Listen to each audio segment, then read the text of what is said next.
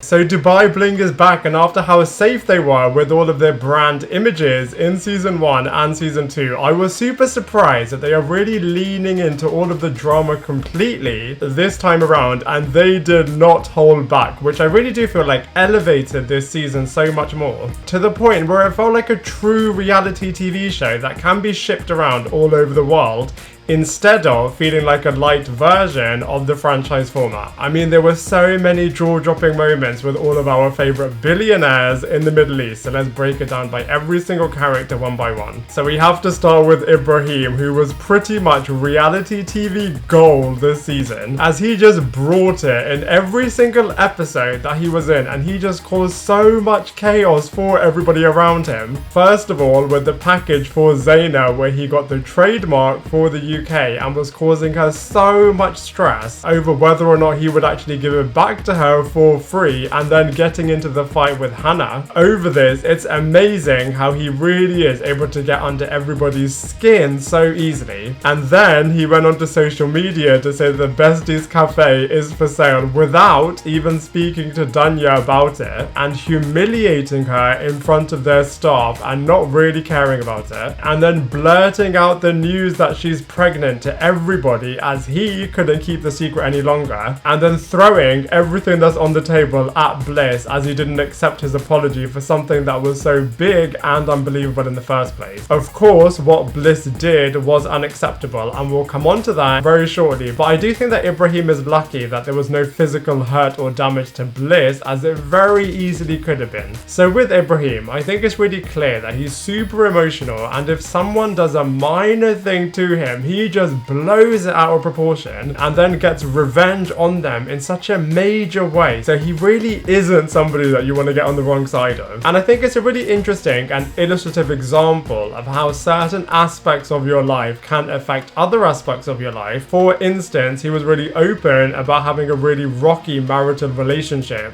which is clearly impacting how he is behaving with all of his so-called friends in this season. And we have to give a shout out to Salim, who I think in this season was one of the key mediators and was the only person really that was able to talk some sense into Ibrahim at the end there. And you can tell that he is somebody that the rest of the cast really do respect. Next, let's talk about Danya. So I feel like she was pretty much on the receiving end of a lot of Ibrahim's antics this season. Firstly, with the Besties Cafe and constantly being told that she is always late, and then being in the middle of the triangle between Bliss and Ibrahim and herself, from like a friendship brotherly bond kind of place. Before and after things very seriously escalated, and then of course being robbed of the opportunity of telling all of her nearest and dearest about her pregnancy announcement, which was just such a horrible thing to rid your best friend of, especially when she specifically said to Ibrahim not to do it. And then when he did announce it, he just did it in such a measly way, so you can really see why Danya and Bliss just had enough of him. And then speaking of Bliss, I feel like throughout seasons 1 and season 2, he was always very supportive of Danya and had a little bit of a rivalry with Chris Fade. Speaking of which, it was such a shame that Chris's role this season was reduced to one glorified cameo in the first episode. Such a shame. Of course, Bliss shouldn't have gotten so physical and threw something at Ibrahim, but in his defense, you could see firstly that it was kind of like self-defense, as he felt like Ibrahim was chucking stuff all over him, and he was just pushed to breaking point by Ibrahim. Like I said, you can't look past the fact that Bliss did physically harm Ibrahim very close to his eye as well, which could have very easily could have caused even more damage. I wonder if Bliss and Danya will forgive and forget after that scene that we saw at the end with Ibrahim making a surprise appearance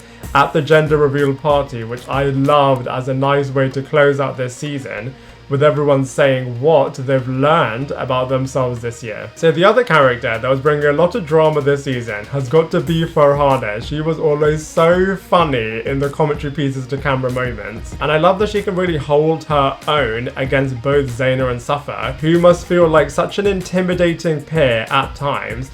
And the growth in that relationship in terms of going from frenemies to enemies was pretty astounding, in terms of ignoring them and clearly disliking them, to then getting gifts for one another and then inviting each other to events, and then even being featured on Danya's podcast together and talking about really emotional topics I thought that you could really see where she was coming from with all of the parenting storyline with her son and ex-husband. I mean, I can imagine she must have been an absolute handful and cared a little bit more about fame and followers than her husband at times. But you could equally see where she was coming from in terms of not wanting her son to be close to the person that she feels ended her marriage. I wonder if we'll see the meeting between these two characters next season. Zeina, I feel like, had a lighter season compared to previous years. Obviously, it started with her receiving this mysterious package, which you could just tell a mile of was from Ibrahim, but I did love the game that the producers were creating in terms of having a bit of a whodunit right in the beginning.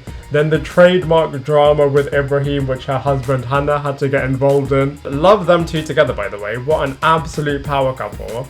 Then her getting her own Ferrari, which Farhana was asking about if it's actually hers or if it's borrowed. Absolutely hilarious. I absolutely love seeing Safa trying to work under Zeina this season, which was absolutely hilarious as well.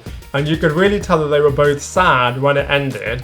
And I thought it was so funny when Safa was trying to say that her daughters wore suits when she was bringing them into Zeina's office. And speaking of lighter seasons and Safa, I do feel like she didn't have as much to do as other seasons.